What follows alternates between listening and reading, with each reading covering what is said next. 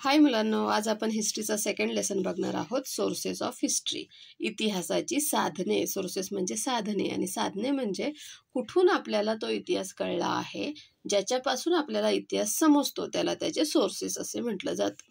तर 2.1 मध्ये बघणार आहोत मटेरियल सोर्सेस म्हणजे भौतिक साधने. 2.2 मध्ये बघणार आहोत रिटन सोर्सेस म्हणजे लिखित साधने. 2.3 मध्ये बघणार आहोत ओरल सोर्सेस म्हणजे मौखिक साधने. 2.4 मध्ये बघणार आहोत sources of ancient Indian history, प्राचीन भारताच्या इतिहासाची साधने बघणार आहोत. 2.5 मध्ये बघणार आहोत precautions to be taken while writing history म्हणजे इतिहास लिहिताना कोणती काळजी घ्यायला पाहिजे ते आपण बघणार आहोत. ट्राय धिस, हे करून पहा. Make a list of things in your house which belong to your grandparents time. तुमच्या आजी आजोबांच्या काळातील कोणत्या वस्तू तुमच्या घरामध्ये आजही आहेत त्यांची यादी तयार करा, लिस्ट बनवा त्याची एक. Collect information about an old structure in your locality.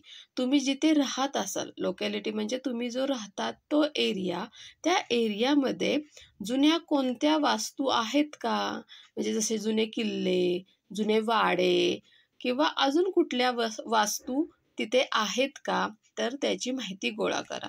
A number of objects used by our ancestors still exist. Ancestor म्हणजे पूर्वज, म्हणजे पूर्वीच्या काळातील आपले लोक. तर आपल्या पूर्वजांनी वापरलेले काही वस्तू अजूनही आहेत. Some inscriptions from the past have been recovered. तर त्यांनी कोरून ठेवलेले, इन्स्क्रिप्शन्स म्हणजे काय की कोरून ठेवलेले लेख. ठीक आहे, त्यावेळेस काय वही पेन असं काही नव्हतं, म्हणून ते दगडावरती, भिंतीवरती तर असं लिहून ठेवत होते किंवा कोरून ठेवत होते, तर त्याला म्हणतात इन्स्क्रिप्शन्स. तर त्यांनी जे कोरून ठेवलेले लेख आहेत ते आता आपल्याला रिकवर्ड म्हणजे सापडलेले आहेत. Sources like these help us to understand our history. मग अशा प्रकारची जी साधने आहेत तर त्याच्यामुळे आपल्याला इतिहास कळू शकतो. History can also be learned through customs and traditions, folk arts, folk literature, as well as historical documents. म्हणजे अजून आपल्याला इतिहास ज्या आपल्या कस्टम्स अँड ट्रॅडिशन्स म्हणजे चालीरीती आहेत किंवा परंपरा आहेत जुन्या, फोक आर्ट्स म्हणजे लोककला आहे, फोक लिटरेचर म्हणजे लोकसाहित्य आहे, आणि काही जे ऐतिहासिक आपल्याला कागदपत्रे मिळालेली आहेत त्यांच्या आधारे आपण इतिहास शिकू शकतो. All these are known as sources of history. आणि या सर्वांनाच इतिहासाची साधने असं म्हटलं जातं. These are of 3 types. तर ही जी साधने आहेत तर ती 3 प्रकारची आहेत. पहिलं आहे मटेरियल सोर्सेस म्हणजेच भौतिक साधने, रिटन सोर्सेस म्हणजे लिखित साधने, अँड ओरल सोर्सेस म्हणजे मौखिक साधने म्हणजे तोंडी सांगितलेल्या गोष्टी सर्व. कॅन यू टेल, तुम्ही हे सांगू शकता का? Structure such as forts, rock cut caves, stupa etcetera are known as material sources of history. तर फोर्ट्स म्हणजे किल्ले, रॉक कट केव्ज म्हणजे लेणी, स्तूपा म्हणजे स्तूप, तर हे जे सर्व आहेत तर या वास्तूंना आपण इतिहासाची भौतिक साधने असं म्हणतो. Try to guess what other structures can be called material source. अजून कोणत्या अशा वास्तू आहेत ज्याला आपण इतिहासाची भौतिक साधने म्हणू शकू. ठीक आहे, आपण बघणार आहोत 2.1 मटेरियल सोर्सेस म्हणजेच भौतिक साधने. ओके, तर आता तुम्हाला भौतिक साधने कळालं. तर भौतिक साधने म्हणजे काय, तर आपल्या आजूबाजूला असणाऱ्या अशा वास्तू की ज्याच्यावरून, वास्तू म्हणजे काय, तर वास्तू म्हणजे वस्तू नाही बरं का, तर वास्तू म्हणजे लेणी किंवा किल्ला किंवा एखादं मोठं काहीतरी शिलालेख असेल, म्हणजे त्याच्यावरती असं काहीतरी कोरलेलं असेल तर त्याला म्हणतात वास्तू. ठीक आहे, तर अशा वास्तू ज्याच्यापासून आपल्याला इतिहासाची माहिती भेटते तर त्याला त्याचे मटेरियल सोर्सेस असं म्हटलं जातं. Man uses a variety of things in his day to day life. मनुष्य हा त्याच्या रोजच्या दैनंदिन जीवनामध्ये वेगवेगळ्या प्रकारच्या वस्तू वापरतो. They are known as art facts, आणि त्यालाच आपण कलाकृती असं म्हणतो. Artifacts used by humans in the past provide us valuable information about life in the ancient times. आणि जुन्या काळामध्ये, भूतकाळामध्ये जे मनुष्याने आर्टफॅक्ट्स म्हणजे कलाकृती वापरलेल्या आहेत, तर त्याच्यावरून आपल्याला अँशियंट काळातील, जुन्या मागच्या प्राचीन काळातील महत्त्वाची माहिती भेटते. We can decide the period of ancient artifacts like earthen pots by studying the shape, color, and design ancient potsherds. पॉटशर्ड म्हणजे भांडी. तर प्राचीन काळामधील भांड्यांवरती भांड्यांचा आकार, त्यांचा रंग आणि त्याच्यावर कशा प्रकारची नक्षी काढलेली आहे, डिझाईन काढलेली आहे, त्याच्यावरून ती जी मातीची भांडी कोणत्या काळातील असतील हे समजू शकते. द ऑर्नामेंट्स म्हणजे दागदागिने and other artefacts throw light on social interaction. तर सामाजिक परस्पर संबंध कसे होते, तर ते तेथील त्या काळातील दागिने आणि कलाकृतींवरून आपल्याला समजते. We get information about the diet of the people from the remains of food grains, seeds and bones of animals found in excavations. तर उत्खननामध्ये जे सापडलेले अन्नधान्यांचे कण, बिया किंवा प्राण्यांची जे हाडे आहेत, तर त्याच्यावरून त्या काळातील लोकांचा आहार कसा होता, ते काय खात होते हे आपल्याला समजते. Also we find the remains of houses and buildings built in different historical periods. वेगवेगळ्या ऐतिहासिक कालखंडामध्ये बांधलेल्या घरांचे किंवा इमारतींचे अवशेष सुद्धा आपल्याला सापडलेले आहेत. We also find ancient coins and seals. तर आपल्याला प्राचीन काळातील नाणी, कॉइन्स म्हणजे नाणी आणि सील्स म्हणजे मुद्रा भेटलेल्या आहेत.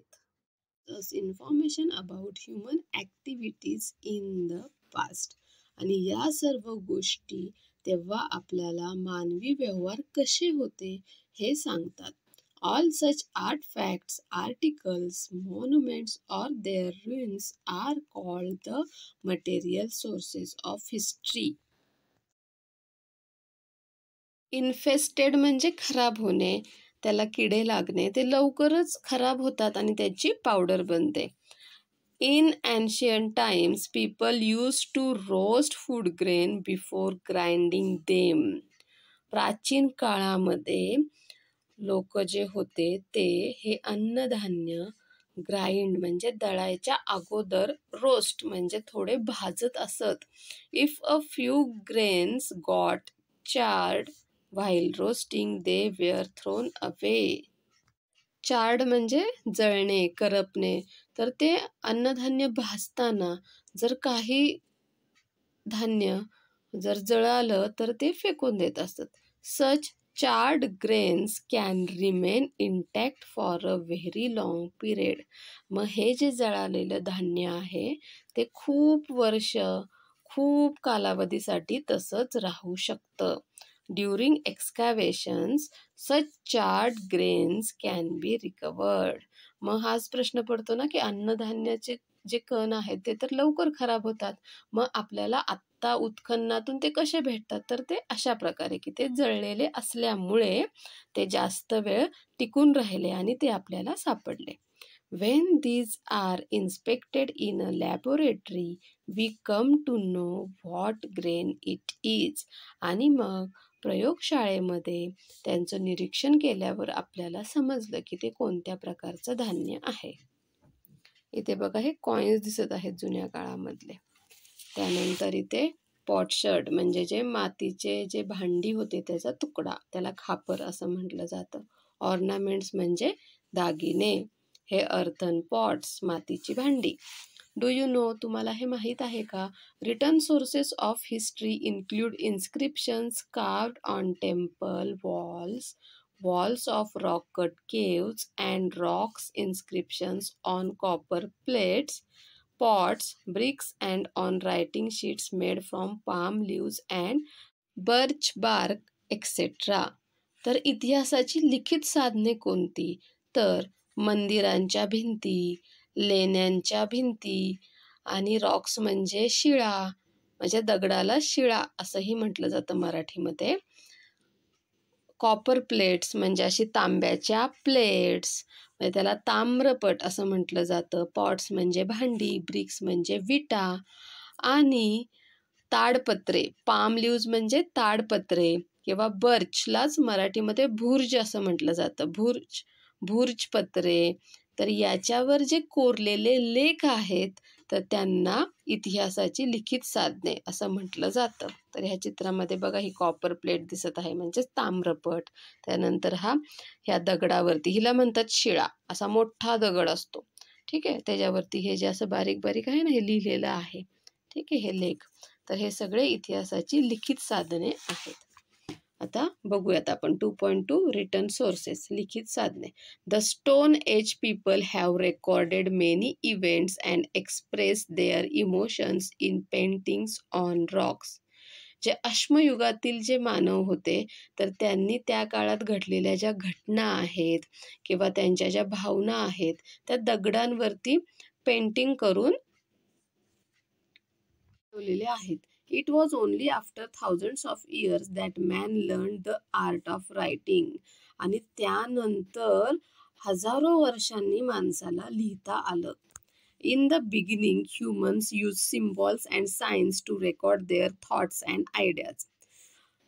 सुरुवातीला मानवे काही चिन्ह त्यांचा वापर करून आपले विचार किंवा आपल्या कल्पना मांडत होते. However, it took thousands of years for a script to develop from these. आणि त्यानंतर हजारो वर्षांनी स्क्रिप्ट म्हणजे लिपी डेव्हलप झाली. लिपी म्हणजे काय, तर इंग्लिशमध्ये ABCD, मराठीमध्ये अ आ इ, त्याला लिपी असं म्हटलं जातं. तर ते मग त्यानंतर ते विकसित झालं.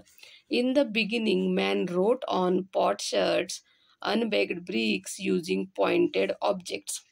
सुरुवातीला मानव भांडी किंवा न भाजलेल्या ज्या विटा आहेत त्याच्यावर काहीतरी एक अणकुचीदार, म्हणजे ज्याला खूप टोक आहे, शार्प ऑब्जेक्ट घ्यायचा आणि त्याने त्याच्यावरती लिहित असत. ही ऑल्सो युज्ड बर्च म्हणजेच bhurj tree bark to write on. मग हे जे भुर्ज आणि झाडाची जी साल आहे, ओके, बर्च झाडाची जी साल आहे तर त्या सालीवरती सुद्धा तो लिहित असत. As his experience and knowledge increased, he began to write in different ways.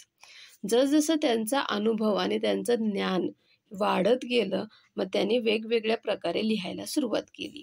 He began to record the event that took place around him. आपल्या आजूबाजूला घडणाऱ्या घटना हे रेकॉर्ड म्हणजे त्याची नोंद करून तो ठेवू लागला. Accounts of the proceeding of royal courts were also written systematically. राजदरबारी होणाऱ्या कामाचे वृत्तांत सुद्धा, म्हणजे काय घडलं, कशा प्रकारे दरबाराचं कामकाज चालू आहे ते पण सिस्टमॅटिकली म्हणजे व्यवस्थितरित्या लिहून ठेवलेले आहे. Many rulers had their orders, judicial decisions, donations etcetera inscribed on stone or copper plates. जे राजे होते त्यांनी त्यांचे ऑर्डर्स म्हणजे आज्ञा, ज्युडिशियल डिसिजन्स म्हणजे निवाडे, त्यांचे निर्णय, डोनेशन्स म्हणजे आज्ञापत्रे हे दगडावरती किंवा तांब्याच्या प्लेट्सवर म्हणजेच ताम्रपत्रावरती कोरून ठेवलेले होते. Over a period of time many forms of literature develop. आणि त्या काळानुसार खूप प्रकारचे साहित्य विकसित झाले. They included books on religious and social subjects.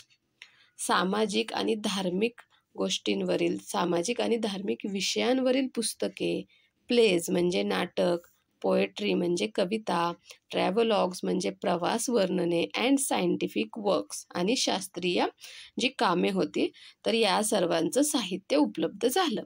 All this literature help us to understand the history of the various historical periods.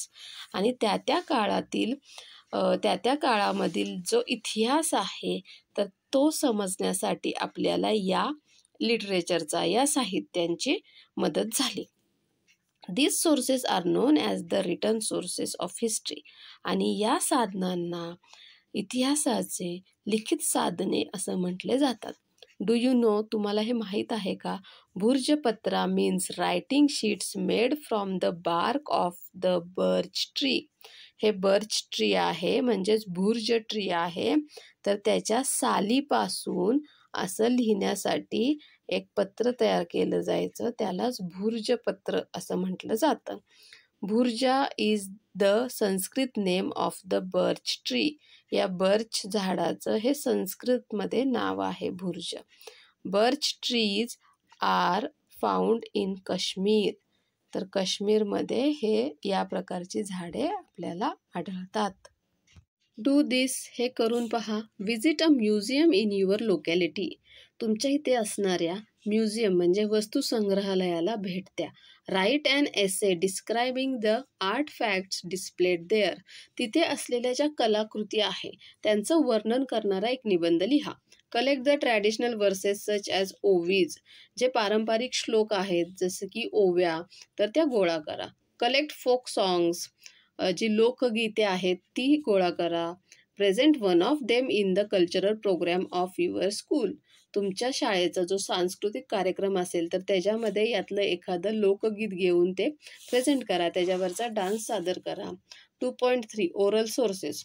मौखिक साधने म्हणजेच तोंडी साधने. Ovis, folk songs, folk tales and similar literature is passed on from generation to generation by word of mouth. तर ओव्या, लोकगीते, लोककथा आणि त्यांसारखंच असणारं जे साहित्य आहे ते एका पिढीकडून दुसऱ्या पिढीकडे तोंडी सांगितलं जातं. म्हणजे आपले आजी आजोबा आपल्याला ज्या गोष्टी सांगतात ते त्यांना त्यांच्या आईवडिलांनी किंवा त्यांच्या आजी आजोबांनी सांगितलेले असतात. असं हे पिढ्यानपिढ्या तोंडी ज्या गोष्टी, गीते, हे आपण ओव्या, हे आपल्याला माहीत होतात. This literature is not in the written form. तर हे साहित्य कुठेही लिहिलेलं नसतं. Its authors are unknown. त्याचे लेखक आहेत ते कुणालाही माहीत नसतात. This type of literature preserve by oral tradition forms the oral sources of history. आणि हे जे साहित्य आहे ते तोंडी किंवा मौखिक पद्धतीने जतन करून ठेवलेले असते. तर यालाच मौखिक साधने असे म्हणतात. इतिहासाची मौखिक साधने असं म्हटलं जातं.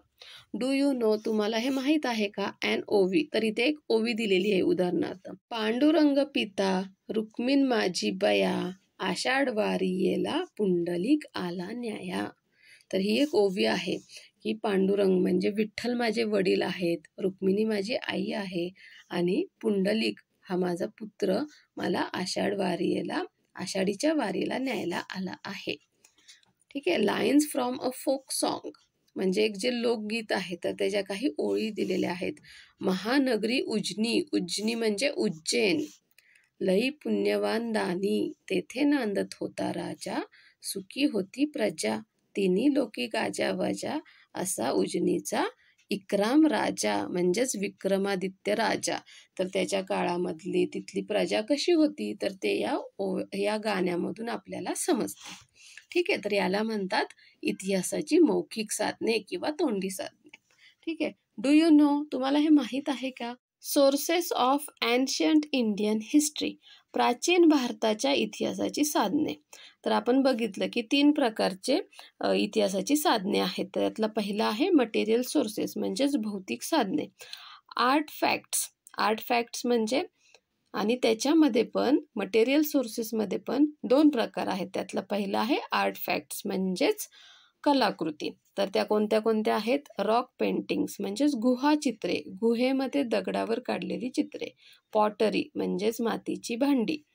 टेराकोटा ऑब्जेक्ट्स म्हणजेच मातीची शिल्पे. बीड्स म्हणजे मणी. ऑर्नामेंट्स म्हणजे दागिने, रत्ने. स्कल्पचर्स म्हणजे दगडी शिल्पे. मेटल ऑब्जेक्ट्स म्हणजे धातूच्या वस्तू. कॉइन्स म्हणजे नाणी. वेपन्स म्हणजे शस्त्रे. त्यानंतर मटेरियल सोर्सेसमधलेच स्ट्रक्चरल रिमेन्स. तर वास्तू बघूयात आपण. केव्ज म्हणजे गुहा. हाऊसेस घरे. स्तूप.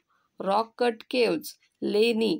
टेम्पल्स मंदिरे. चर्चेस चर्च, मॉस्क्यूज म्हणजे मशीद आणि पिलर्स म्हणजे स्तंभ. तर हे सर्व आहेत ते मटेरियल सोर्सेस आहेत, म्हणजेच भौतिक साधने आहेत. आता बघूयात आपण रिटन सोर्सेस म्हणजेच लिखित साधने. Inscriptions on Harappan seals, Harappa लिखित लेख. वैदिक लिटरेचर म्हणजेच वैदिक साहित्य. मेसोपोटॅमियन क्ले टॅबलेट, मेसोपोटॅमियामध्ये जे क्ले टॅबलेटवर लिहून ठेवलेले जे लेख आहेत ते. Manuscript copies of Mahabharata and Ramayana, Mahabharata आणि रामायण यांच्या मनुस्क्रिप्ट म्हणजे हस्तलिखित प्रती. Jain and Buddhist literature, Jain आणि बौद्ध साहित्य.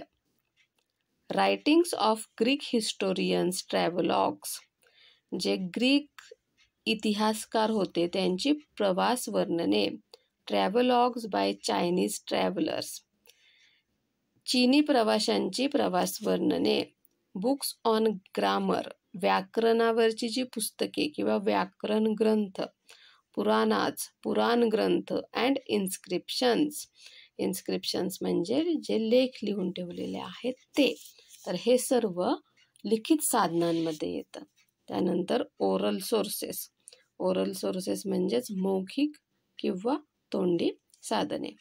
The Vedic, Buddhist and Jain literature of ancient India was preserved by oral tradition. तर प्राचीन भारतातील मौखिक परंपरेने जपलेले वैदिक, बौद्ध, जैन साहित्य आता लिखित स्वरूपामध्ये आपल्याला उपलब्ध झाले आहे. It is now available in the written form. Even so the oral tradition is still alive. आणि जरी ते लिखित स्वरूपात असले तरी त्यांची जी ओरल ट्रॅडिशन म्हणजे जे पाठ केलेलं आहे की नाही आपण, ते पठणाची परंपरा अजूनही चालू आहे. When oral compositions are used for history writing, they are included in the oral sources. मौखिक स्वरूपातील त्या साहित्याचा उपयोग जेव्हा इतिहास लेखनासाठी केला जातो तेव्हा त्याचा समावेश हा ओरल सोर्सेस म्हणजे मौखिक साधनांमध्ये होतो.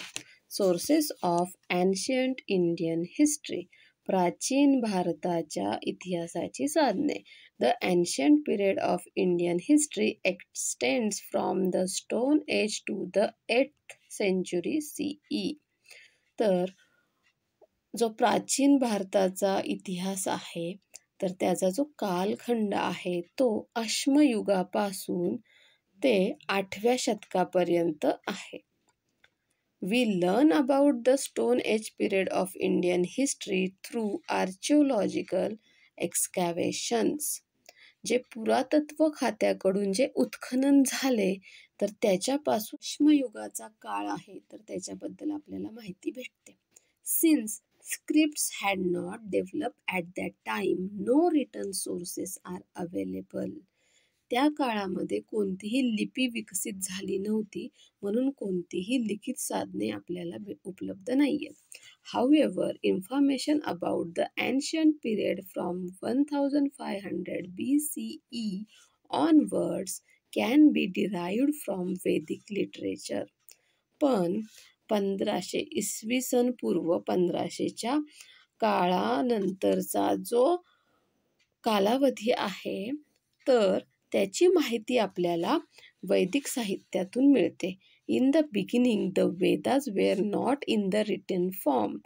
सुरुवातीला जे वेद आहेत ते लिखित स्वरूपामध्ये नव्हते.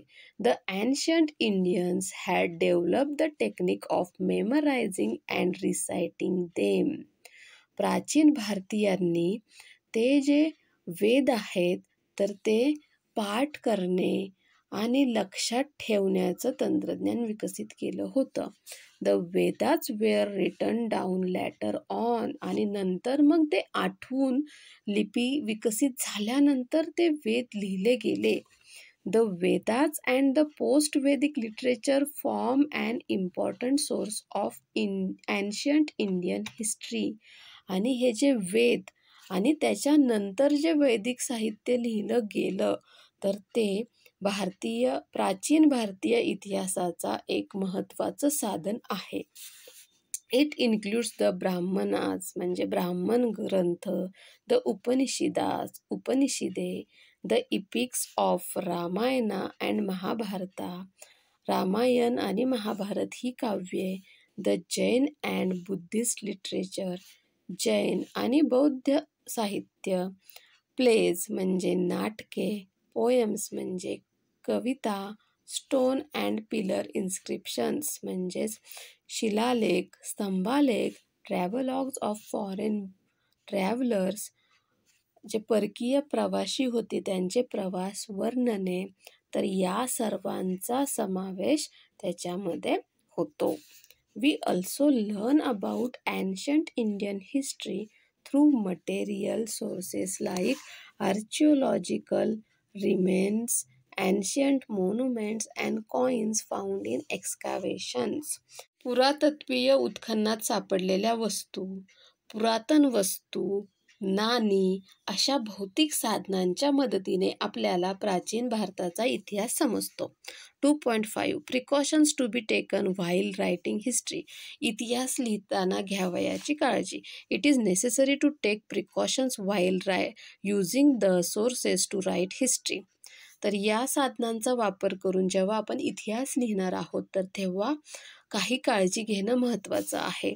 अ written document can not be said to be authentic just because it is old. It needs to be examined critically as to who write it, why and when it was written. तर आपल्याला एखादं जुनं document मिळालं, जुनं काही कागदपत्र मिळालं, तर याचा अर्थ की ते जुन्या काळातील अगदी ऐतिहासिक साधनच आहे कोणतं, तर हे असं नसतं. तर त्याची व्यवस्थित परीक्षण केलं गेलं पाहिजे की हे कोणी लिहिलं, का लिहिलं आणि ते केव्हा लिहिलं गेलं, आणि त्यानंतरच त्याचा इतिहास लिहिण्यासाठी आपण वापर करू शकतो. The conclusions drawn on the basis of various genuine documents have to be cross-checked and corroborated with one another. Corroborated म्हणजे पडताळून पाहणे, की वेगवेगळी जी साधने आहेत त्यातून निघालेले जे निष्कर्ष आहेत तर ते परत चेक केले पाहिजेत आणि त्याची पडताळणी केली पाहिजे. Such a critical analysis is very important in the writing of history. आणि अशा प्रकारचा जो निष्कर्ष आहे हा खूप महत्त्वाचा असतो जेव्हा आपण इतिहास लिहित असतो तेव्हा. What would you do? तुम्ही काय कराल? You have found an old coin. तुम्हाला एक जुनं नाणं सापडलं. Keep it to yourself. तुमच्याकडेच ठेवाल. Give it to your parents. तुमच्या आईवडिलांना द्याल. Give it to a museum. तर ते वस्तू संग्रहालयामध्ये ठेवण्यासाठी द्याल. तर काय कराल? तर पहिलं तर करायचं नाही आहे. दुसरं तुम्ही करू शकता, तुमच्या पॅरेंट्सला देऊ शकता आणि त्यांना सांगू शकता की तुम्ही म्युझियममध्ये द्या किंवा तुम्ही डिरेक्टली जाऊन म्युझियममध्ये देऊ शकता. ओके, समजला लेसन? बाय. थँक्यू.